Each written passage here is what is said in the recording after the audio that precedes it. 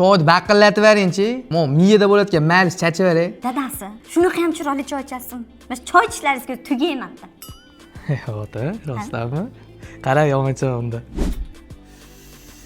Voy dadasi, shunaqa ham shirin bola bo'lasizmi? Mahalladagi qizlar orqangizdan tappa tashlashaveradi. Gapga borsamchi, eringiz qanaqa atir ishlatadi, ayting deyshadi. Sizdan faxrlanaman dadasi. Yaxshiyamsiz ketdi. Men atirlarim so'zim qara, sevib oraman. Voy. 10 minut toqat baqalajon bo'lib pishadi, tushundingmi? Yevara olasan. Dadasi, siz ovqatchi mo'tab tashlaysiz. Sizni ovqatingizdan ayam bir chili berib bor deyapti dadasi. Bir chili berib bor deyaptimi qaynam? Qozoni bilan beraman. Dadasi kiyasiz. Men kuymayman, men zo'r edim. Men yana ovqat qilib, to'ylarda ovqat qilib beraymi? Voy, nimcha shorillatib bemandan betam sunik ichasiz. 6 oy oldin ham rasul zo'r choy ichardim men.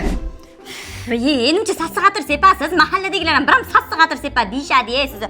Qo'l sepmaysiz, asamang. Ve menga qara, 2 qat bo'lmasindan oldin rasul shirin atir sepasiz, makkaga zo'ding-ku.